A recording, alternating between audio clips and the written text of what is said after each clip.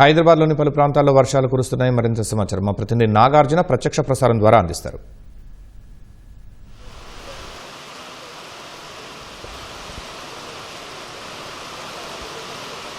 ఉపరితల ఆవర్తనతోని దాంతోపాటుగా రుతుపవనాలు కారణంగా దాదాపు హైదరాబాద్లో పలు ప్రాంతాల్లో వర్షం కురుస్తుంది. గచ్చిబౌలిలో భారీ వర్షపాతం నమోదవుతుంది. సో ఇప్పుడు గత అర్ధగంట నుంచి సుమారు పలు ప్రాంతాల్లో హైటెక్ సిటీ, గచ్చిబౌలి, ఇటు లింగంపల్లి, షేక్పేట తదితర ప్రాంతాల్లో భారీ వర్షపాతం కురుస్తుంది. పలు చోట్ల రోడ్లపై ప్రధాన రహదారి కావడం, సాయంత్రం వేళ కావడంతో ట్రాఫిక్కి తీవ్ర అంతరం ఏర్పడుతుంది. గచ్చిబౌలిలో ఉన్నటువంటి ప్రధాన రహదారి, మెహదీపట్నం వెళ్ళేటువంటి రహదారి, దాంతోపాటుగా గచ్చిబౌలి వెళ్ళేటువంటి ప్రధాన రహదారి మొత్తం ట్రాఫిక్ తీవ్రంగా స్తంభించిందని చెప్పొచ్చు. రోడ్లపై జలమయమయ్యే నీళ్ళంతా తోలిచొక్కి పరిసర ప్రాంతాల్లో, ఫ్లైఓవర్ ఎక్కేటువంటి ప్రాంతాల్లో భారీగా వరద నీరు రోడ్డుపై చేరి వాహనదారులు తీవ్ర ఇబ్బందులు ఎదుర్కొంటున్నారు.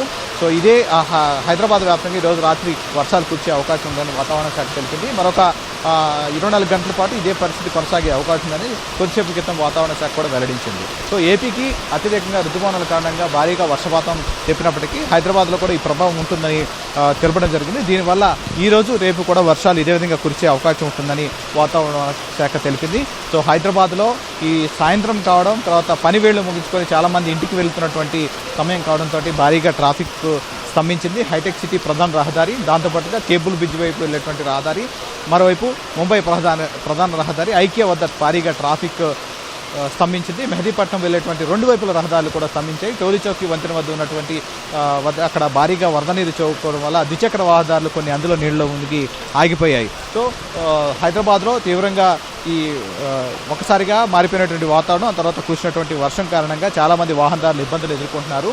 సో ఈరోజు రాత్రి వరకు ఇదే పరిస్థితి కొనసాగే అవకాశం ఉంటుందని వాతావరణ శాఖ తెలిపింది. సో మరికొద్దిసేపు ఇదే వర్షపాతం నమోదైతే కనుక హైదరాబాద్లో పచ్చి ఉన్నటువంటి పరిస్థితి, భారీగా వరదని రోడ్లపైకి వచ్చే అవకాశం ఉంది. ఇప్పటికే ట్రాఫిక్ స్తంభించింది. ఒకవైపు జిహెచ్ఎంసీ అధికారులు మాన్సూన్ ఎమర్జెన్సీ టీమ్స్ని రంగంలో దింపాయి. మరోవైపు ట్రాఫిక్ పోలీసులు కూడా పలు జంక్షన్లో సిగ్నల్ ఫ్రీ చేయడానికి కొన్ని మార్గాలను కూడా డైవర్ట్ చేసినట్టు వచ్చింది. ఎప్పటికప్పుడు ట్రాఫిక్ అప్డేట్స్ కూడా వాట్సాప్లో అందిస్తున్నారు. అండ్ సైబరాబాద్ పోలీసు, హైదరాబాద్ పోలీసులు కూడా ఈ ట్రాఫిక్ అప్డేట్స్ ఎప్పటికప్పుడు అప్డేట్ చేస్తున్నారు. సో ప్రజలంతా కూడా వాహనదారులంతా వాళ్ళు సూచించినటువంటి మార్గాల్లో వెళ్ళి ట్రాఫిక్ స్తంభించకుండా ఉంటుంది.